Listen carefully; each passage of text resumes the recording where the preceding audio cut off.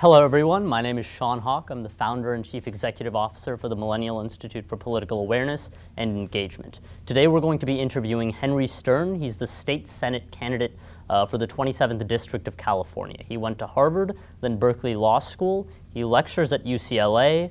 He was an environmental attorney and is the current senior policy advisor for Senator Fran Pavley, the previous senator for the 27th District who is not running again but has endorsed Henry. He's facing his Republican opponent, Steve Fazio, in the November election.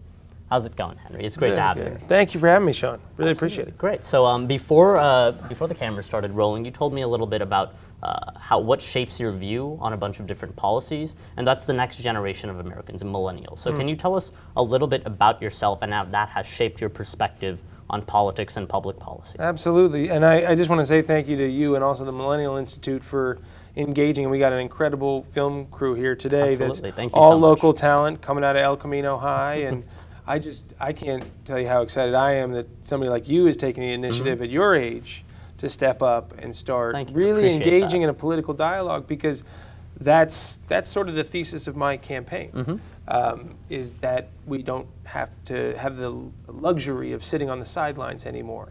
If we're going to tackle the problems we have facing our country today.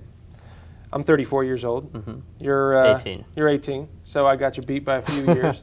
But I graduated class of 2000, so I was the very first of the millennials. I'm the one who still sort of doesn't get Facebook.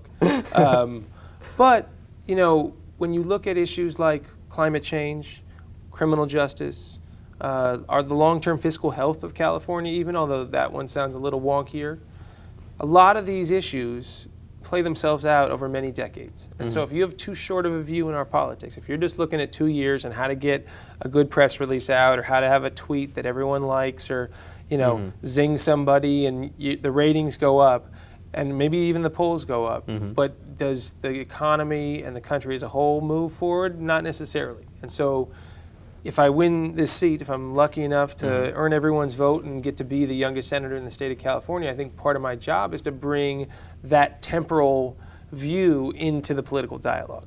People can say they look ahead. I actually have to live here for the next, hopefully, 70, 80. We'll see. We'll see what technology holds. Maybe we'll go 120. I don't know. But, with the kids born today, I mean, they're going to live beyond 120. That's what they say. I mean, just the nature of living on this planet is fundamentally going to shift, and it's going to happen at an accelerated pace in our lifetime.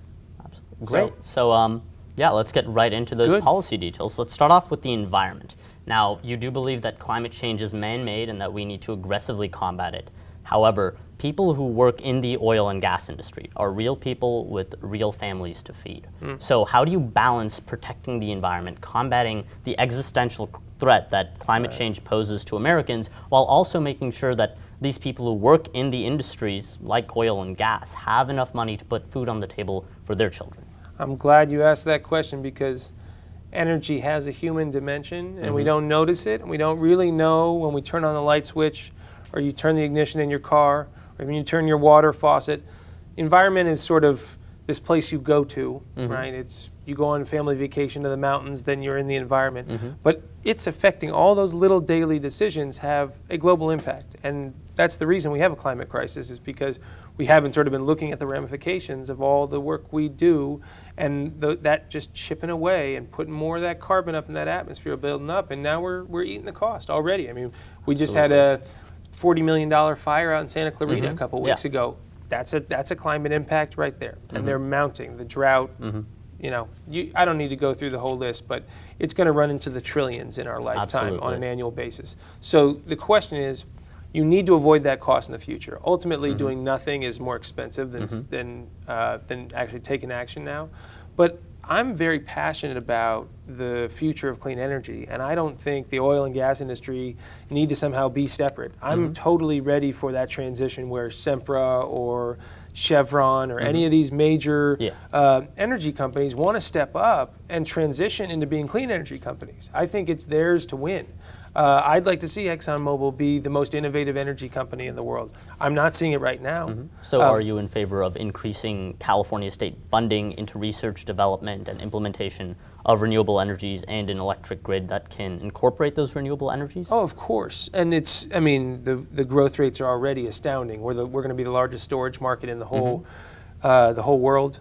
right here in Southern California. SCE, the Edison company, just did a major procurement right now, and we're going to have not just a 50% clean energy grid, which we committed to last year as a state, but we're going to eventually get to 100. And when you flip that switch, it will come from a zero carbon resource. What I will say to you, though, in terms of the jobs question, which is your original question, and the most important one, I think that's where a lot of the fear comes from.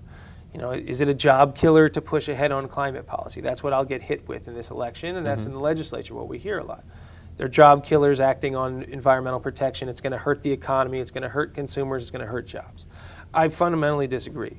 First of all, the clean energy economy employs twice as many people in California as the fossil fuel economy right now. So in terms of where the growth we're really seeing, they're employing more people in wind and solar and energy storage and clean transportation than in fracking and oil and gas. Three times as labor intensive. Right. And so, but we're not saying we're trying to somehow magically make gasoline or natural gas go away tomorrow. I got here on gasoline. I used natural gas when I made eggs this morning. That's part of our lives. So where the hope comes for me is watching those companies start to shift. And we for instance, I helped build a company in my private sector life called Altair Fuels. I was helping them sort of design their business model, and now they've finally launched down in Wilmington. They took an old oil refinery. All the same workers there, about 300 folks, helped convert it. Old oil refinery, they've now turned into a renewable fuel refinery that's going to fuel United's flights, the Department of Defense, so it's going to fuel the Air Force and the Navy, and then it's also going to fuel UPS's fleet in Southern California. It's impressive, yeah. So all those people kept their jobs, but now they're just making things that are good for us. Absolutely. So that to me is the goal. Great. So let's talk about carbon emissions specifically. Great. In 2006, your predecessor, Senator Fran Pavley, partnered and was instrumental in working with then Governor Arnold Schwarzenegger in implementing a statewide carbon cap and trade system. Now, what California does, oftentimes the United States federal Congress does as well. And in that case, the United States Congress considered implementing a cap and trade system on a federal level, but it was ultimately too complex and the legislation died in committee. Now a number of reputable think tanks are calling for California to replace the carbon cap and trade system with a much more simpler and effective carbon tax. And Republican congressmen have said off the record that if there's a carbon tax, they might be willing to consider it because it's less bureaucratic than a cap and trade system. Would you be willing to champion a carbon tax to replace the cap and trade system statewide in California? So that's a very active conversation that's happening right now in the legislature, is how to continue the progress we made under AB 32. That was the first bill in the nation to actually cap carbon economy-wide. But it went to 2020, and now the legislature is debating how do you move beyond 2020 into 2030 and 2050. So I wrote the legislation that's pending right now. It's called SB 32, the son of AB 32, if you will. I sort of see myself in the same way, right? Son of, coming out of Fran Pavley's world, trying to sort of 2.0 this. I'm open as far as mechanisms. What I don't want to see is disruption in our marketplace. Our cap and trade system, as far as I'm concerned, is working. The upside of a different sort of revenue stream is you can use that to do tax reform or things like that. I think Congress will be looking at that seriously, and I think California's job really is not to try to make some one-size-fits-all federal solution, but our program right now allows us to participate with other states. And to me, that's the big question. I don't want to tax ourselves in a way that's going to hurt our competitiveness. So I haven't heard a structure yet that says, okay, we can do that because I want to outcompete Texas. I want to beat Florida, right? And when I think about cap and trade, that's so exciting is the Pacific Northwest can start to get on board. Or if Nevada wants to sell, more, reduce their carbon, they can move into our market and we start growing. So, I'm open, but I still haven't seen a way for, at a state by state level, to really make it work. But the Canadians are giving it a shot right now. So we'll see. It's an exciting time because people realize carbon has a price. Whether or not you want to accept it, or just but even the premise that this stuff is expensive, pollution costs our society a lot of money, hospital visits, droughts, you name it. Just recognizing that has a cost and it's going to hurt us unless we account for it. That's the step. Yeah, that's what step we have to make. Absolutely. Yeah. So one last question on the Please. environment. Last year, the White House created an interagency task force to combat the rapid die-off of pollinators. Last year, California lost 44% of its honeybee population. On a nationwide scale, some studies are saying we're losing up to 30% of all bees nationally. And bees, they pollinate 71 of the 100 crops that constitute 90% of the world's food supply. They're critical to our ecosystem, agriculture, and environment. They even contribute $15 billion, according to the task force, to the American economy through the crops that they pollinate. A number of scientists, a majority of them, are pointing to a class of pesticides known as neonicotinoids as responsible for these bees dying off. The Maryland state legislature has already banned neonicotinoids, and major garden retail stores such as Lowe's and Home Depot are phasing out the sale of these pesticides. Would you support legislation in the California legislature that would ban the use of neonicotinoid pesticides? So I've talked to NRDC about this, and we actually are trying to formulate a plan for doing so. I'd say, yeah, it's time. I mean, the research isn't completely conclusive, but the risk is enough that I really think it should be on that list. And the Department of Pesticide Regulation has already started looking at it. So the question to me is, do we need a bill or not to actually ban this stuff? Okay. If it came to that, I think we should go that route. Okay. But I would say, do you think the California EPA can just implement the regulation without they may be congressional able approval? I mean, there needs to be some federal findings first. So we're still going through the mechanics of how to make it work. But you're right, the neonicotinoids, I mean, that, again, if you're using an abundance of caution, you ought to steer clear of something that may have that negative impact. So look, my folks are on a cattle ranch in Central Valley, and they got the bee trucks coming around all the time. And they're not there anymore. They literally have to import this stuff by truck throughout the western United States. So it's a scary time. And I'd say neonicotinoids, but a bunch of other pesticides on the table right now that are being sold at retail that really have a negative impact. So I'm going to be standing up to the chemicals industry on that one. Great. Yeah. So let's pivot to the economy a little. Sure. First, do you want to briefly tell us what you think about the state of the California economy right now? I tend to be more optimistic than my opponent. I hear a lot from him and the Republican Party in general, a sort of just a gloom and doom that it's all, we're under attack. There's no law and order. It's a reckless world out there. In our streets, there's violence. Look, I live in the greatest state on the planet, in the greatest country in the world, and I'm so excited to see us turning around. I mean, our growth rates are double the national average last year. We produce more jobs than Texas and Florida combined. The stats are there to show growth. Is it helping everyone? No. And I think the big issue is, can we harness our wealth and really revitalize the middle class and hold on to something here that could get away from us? I worry about that. But I would say on the whole, I worked on the California film tax credit, right? That's right here in Southern California. We spent $350 million a year on those film tax credits, and we've already had $1.6 billion in new economic activity. So the programs are working. I just think it's a matter of making it work for the little guy.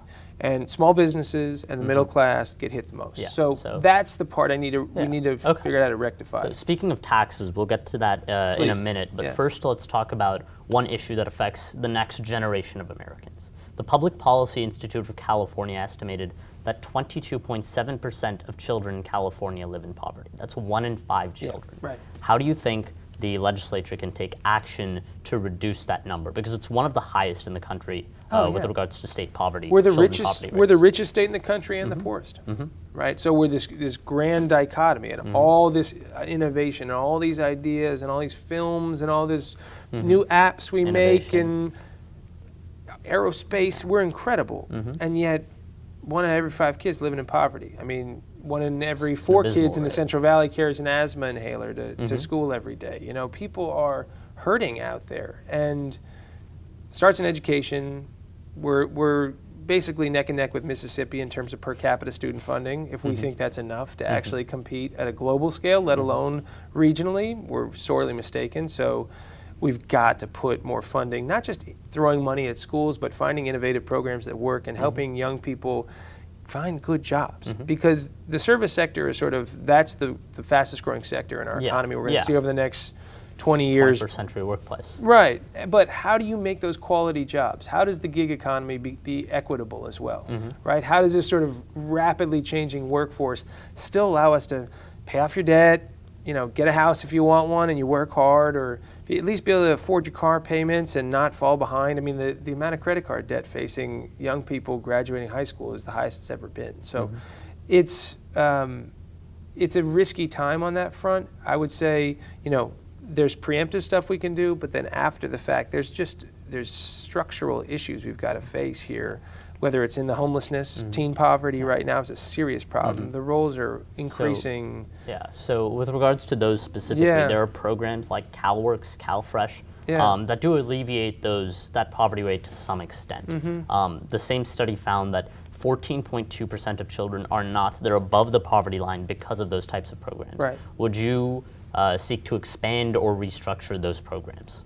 I don't know about restructuring them. I'm not an expert in CalFresh, but the food stamp program. Sure. I mean, I know there's been some efforts at reforms, and federally too, the temporary assistance for needy families, and I'm a big fan of the earned income tax credit. I actually think that's been a big success story also as a poverty fighter.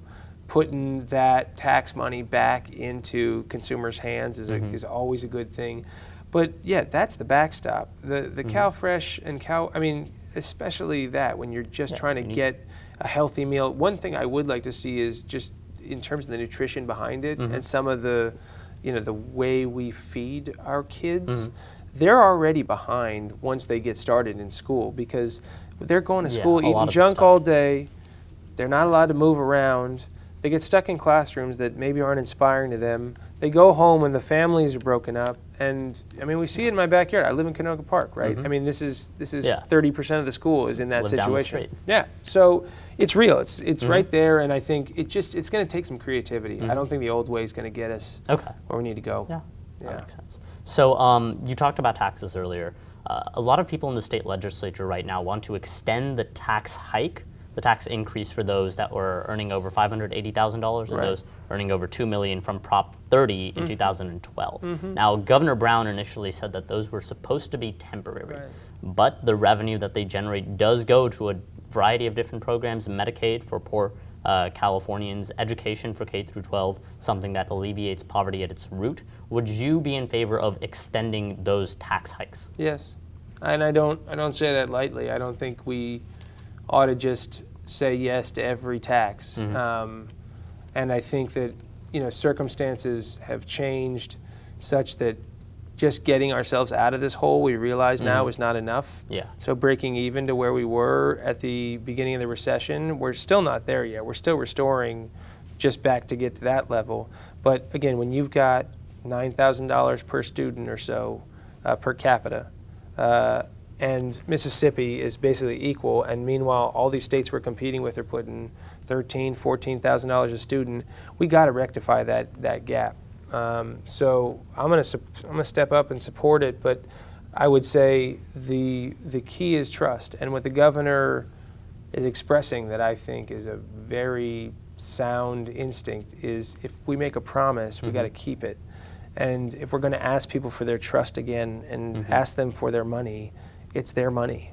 And so oversight into making sure we're spending those new dollars as effectively. On the right programs. And I don't think we do a particularly good job of that at the state level of tracking dollars. I spent a lot of time working on the federal stimulus and really finding out where the money goes, and the LA controller. Cutting down on bureaucracy, do you think is not one of our strong points? No, I just think, it's clunky. It's clunky, and if you bring some of that sort of big data analysis and get your technology, the back end right, you can save so much cost on the back end if you're just doing that smart. And look, when we go through the budget making process, it's so arcane that I just don't think the regular voter understands, and then they lose. Very hard to digest. And it erodes the trust because then you just think your dollars are going off into a vacuum. So. That's my commitment in supporting 55. Transparency, reducing fraud. And then if necessary, I'll introduce legislation to pursue that. So sounds good. So let's talk about education. Great. Let's start off with vocational education and community colleges. What would you do to bolster vocational education, make more people realize that going to a 4-year isn't the only option? You can also go to vocational schools, or you can go to community college. So when we look at Germany or Switzerland or some of these globally competitive economies, they allow students, before they get off to college, before they matriculate, you're talking 10th grade, 9th grade, you can start to specialize. And if you're interested in engineering or being an electrician or doing auto repair or culinary arts or law, I mean, they allow students to start to specialize much earlier. I think we have to do the same thing, to assume that every student... introduce elective classes in high school? More elective classes, but I'm talking about actual apprenticeship programs that have a little more continuity than just a class.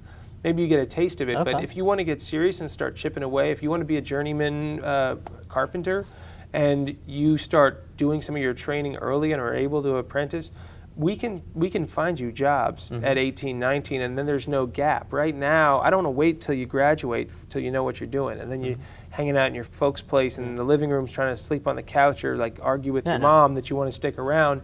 But we got to help young people get up and out. So I'd like to see more grants where school districts could combine with labor organizations, private sector groups, and really start structuring a pipeline there. No, I think that's crucial for the next generation of students, what fields they want to go into.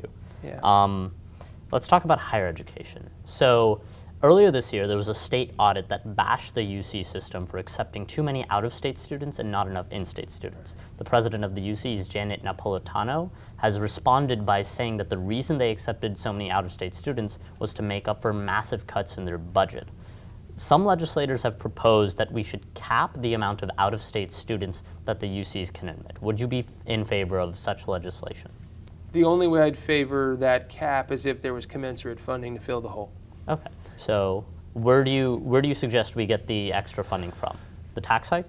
I don't know if it'll come from 55 or the general fund. I'm really interested in additional revenue streams that I think could be sort of focused there. The oil severance tax to me is something that we still, I don't know why, but we still haven't brought on ourselves in California to say, have our oil industry at least pay their fair share. That's true all over the rest of the country. Texas and Alaska, if we just had their taxes. Yeah, if they just had their tax California rate. right now does not have an oil and gas severance tax. $0 there. Okay. They pay for land and property, but there goes the flag. yeah, hopefully that's not a bad sign.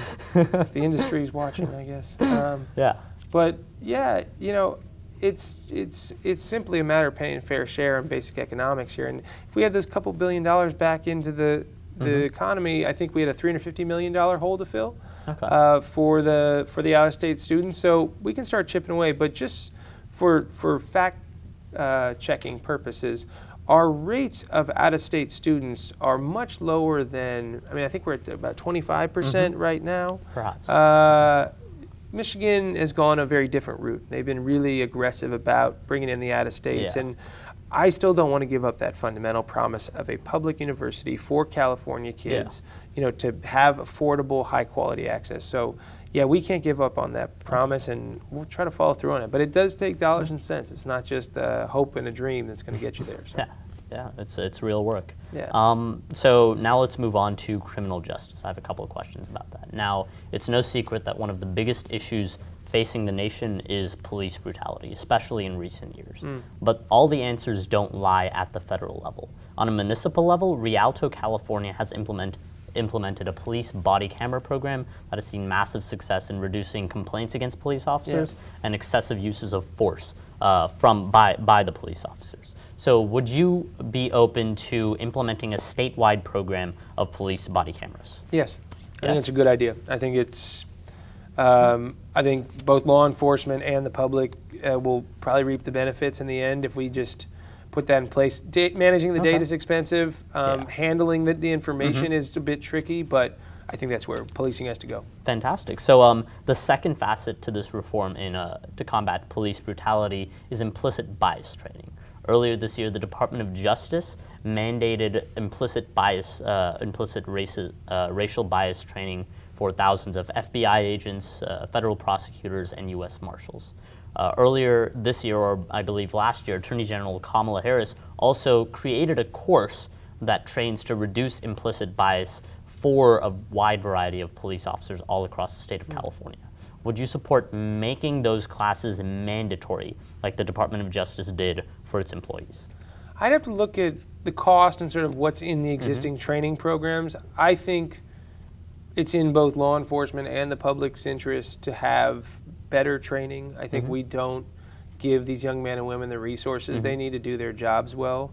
And I don't put all the blame on law enforcement for all this. I really, I stand up pretty proudly for not just those who are affected by these incidents of brutality, but also for all the men and women who put their lives on the line every day to protect us. And I worry that, especially in our generation, it's so social media driven that we all respond to like, oh, here's the new video, and that we just assume that this is everywhere and all the time, and it builds a resentment that I think is really unhealthy. I want to detoxify that conversation because we're so darn close together. So getting better training for our cops and deputy sheriffs, that makes total sense. Helping that there be a racial, cultural sensitivity component. I also think better mental health training, what the LA deputy sheriffs are learning right now, how to deal with people with autism or Asperger's or different behavioral disorders that might get mistaken by an officer. You wouldn't engage a schizophrenic the same way you would engage someone who isn't. And so they need that help, and I don't think we're giving them the dollars they need, frankly, right now to get the job done. Absolutely believe we should respect the officers. But, and sorry to put you on the hot spot right now, do Black Lives Matter?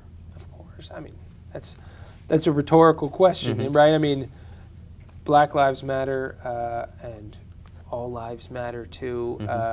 And I think being a Black American, African American people, there's not a lot of white folks I know who put themselves in a black person's shoes. And it's a tougher road to hoe, and the numbers bear it out, and it's just, it's different going through life that way. So I think to not recognize race as a factor in the conversation is to be ignorant. But that said, I don't know if that's how we're going to resolve it. I don't know if that sort of just totally focusing, because we've had, in the civil rights movement, we had the same sort of evolution, right? And that anger is palpable, but I'm fixated on how do you solve this thing. So when productive conversation. Well, and you look at what Dallas Police Chief David Brown did, right? So they come out protesting after the incident, and then the cops were killed after that. This is a man who, African American, the police chief, lost family both to violence on the law enforcement side and on the other side. And what he did to all the protesters from BLM was saying, come on and apply. Join the force. If you want to see it change, jump in. And the application rates went up 30%. I wanted those are positive changes. That's absolutely inspirational. Yeah. So one last question on criminal justice before we finish off with politics. In the 1980s, we had about 13 state prisons. Now we have over 30. The number of people incarcerated has outpaced the population growth of California. Some say it's because of a private prison industrial complex. How do we combat this massive incarceration rate in California? What type of sentencing reform would you champion in the state legislature? It's comprehensive. I think I worked in juvenile justice. I worked in the Alameda County max units. I worked in legal aid in New York. I was a private investigator, or as a juvenile crime investigator with a former NYPD homicide detective. I mean, knocking on doors, serious crimes, dealing with kids in the system who fall out. You lose them way before they hit the justice system. Those kids' lives are lost when they're 8 years old and they're in a single-parent household with drug abuse going on, or they're not getting access to the kind of education or health resources that they need. So it starts at age 1. Those first 5 years is actually the biggest determinant of where incarceration rates are going to be in the future. When the private companies are looking at how to figure out how many prisons to build, they literally look at reading levels with 8-year-olds, and that is a primary determinant for a metric of how many prisons to build. So you got to draw the circle bigger. That said, we shouldn't be putting people away for their whole lives for drug possession. I think on the marijuana front and a lot of these drug crimes that are nonviolent in nature, those are things that we should be pushing into rehabilitation, into the drug courts, treating as a public health issue. The whole criminalization of that drug world has created basically a whole microeconomy unto itself that I think is draining our incarceration We spend resources. $10 billion on prisons. It's insane, and so that's got to end. But meanwhile, there are violent offenders out there who need to be locked up, and it actually helps them to do so. And I think when we start to look at incarceration, not just as retribution, but as a rehabilitation opportunity for real. I was out at the Sylmar Juvenile Detention Facility a couple weeks back, meeting with these kids who are looking at 40 to life. The direct filing of them is 16 years old. Now they're going to be tried as adults, and that's it. To me, I think we can help these kids and bring them back. There's so much trauma out there. So I still believe in giving people a second chance. But that said, the answer is not just slap on the wrist back on the street. The property theft is up in the San Fernando Valley. In our area in Canoga Park, we're seeing more break-ins, car theft, petty property theft. People are going into the Costco's and the Home Depots stealing right under that $950. You can steal a gun right now in California for under $950 and you do not get a felony. That's a problem. So it's not about backing off on those kinds of crimes. It's about fighting smarter and being really data driven and realizing that you can spend more in the school system. Say that 9,000, you bump that up a little bit. We spend 65,000 to incarcerate people a year. We spend 9,000 for a student. Can't we let's kind of rebalance this thing a bit? No, absolutely. We got to work on that. Okay, cool. So let's move on to our last segment. This is the state of our democracy. First, just very briefly, what do you think about money in politics in general and the effect that the Supreme Court decision... This is the state of our democracy, by the way. We should take a selfie. This is it. Sure. This is our democracy at work. This is how you do. Here.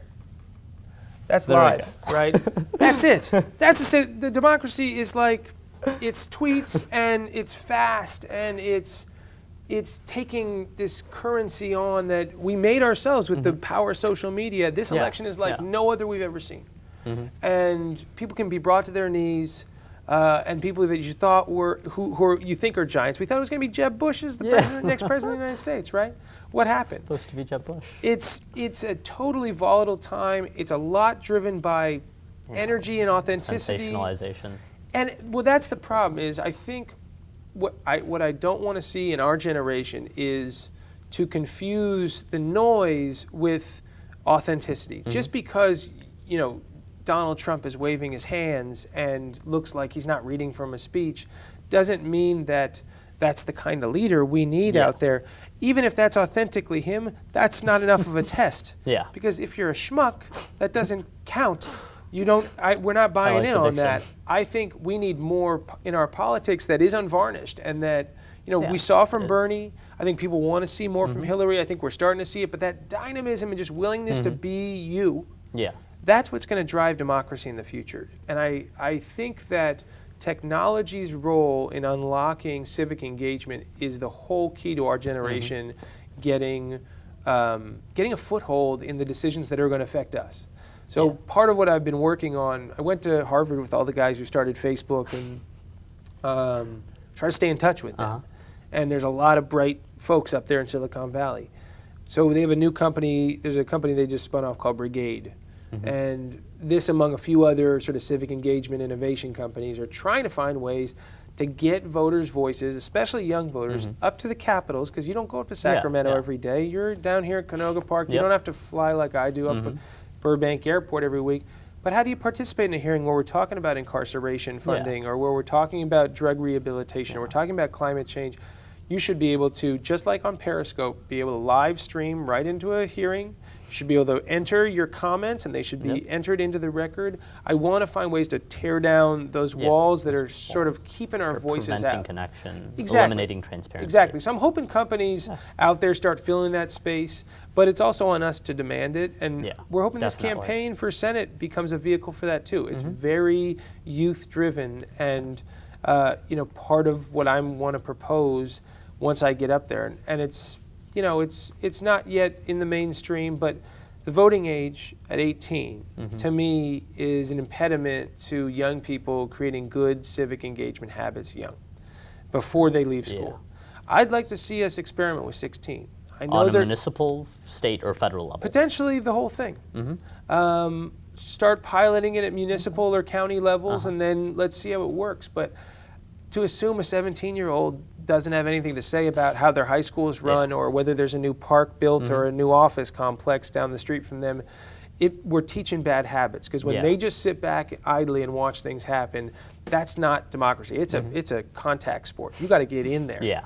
And that's what I'm doing. I mean, I just wasn't sitting here today. Sitting here and running today, and I had to hurl myself into the theater, as Teddy Roosevelt used to say. You got to be in the theater. There's nothing like it. Yeah.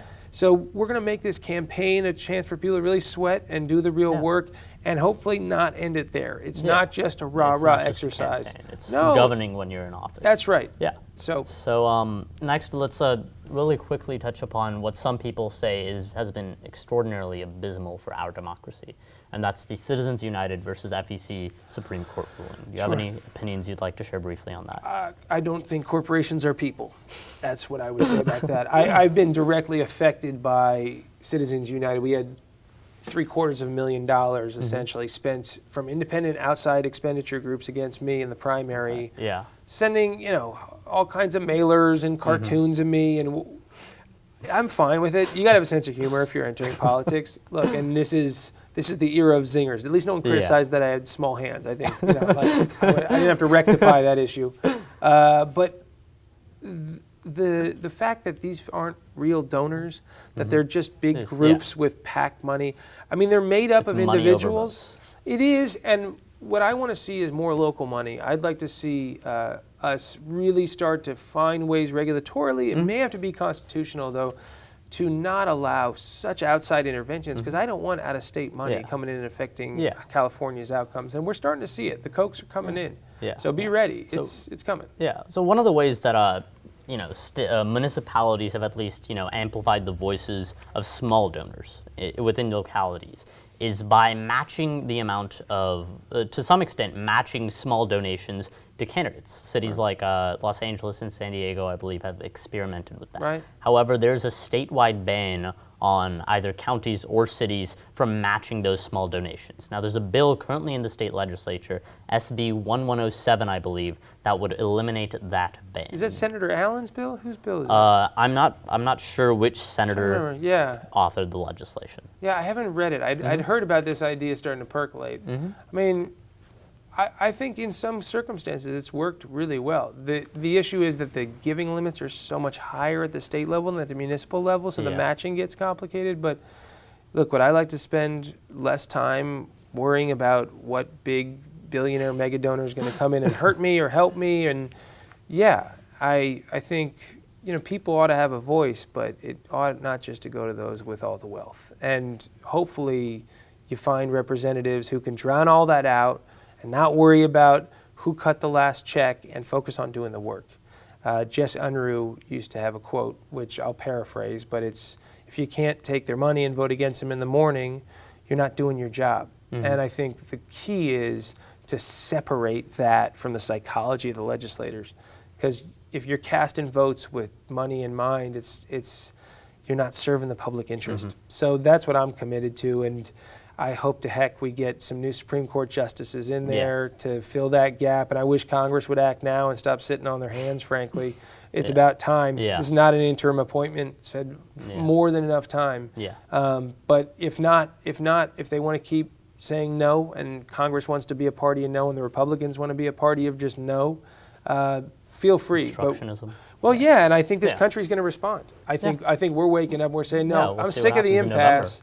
Let's work together and solve some big problems. Hopefully the Democrats take the Senate back in November.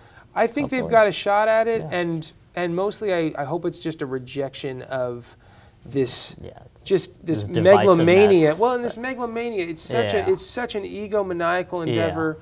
I don't want Putin for president, so let's just be done with that. Okay. Well, it was great having you. Do you have any last message for our Millennial Institute viewers? Share this. Visit me at henry2016.com. Find me on Facebook. We'll be doing Facebook Live. We do Periscopes from a lot of our debates. But mostly, let your voice be heard. And I'd say hook up with Shawn and his ragtag team here. I wish you could see everyone around, but there's talent. Makes me feel good about the Ragtag family valley and Absolutely. yeah, about the future of our generation. So thanks for you. taking the time. Yeah, thank you so much for Yeah, being here with us. It's my pleasure, All right. Shawn. Yeah, absolutely. All right, thank you. thanks. Cue the studio applause. I was at a real, yeah. You can add you're in charge of sound effects, right? Great. All right, thanks everybody.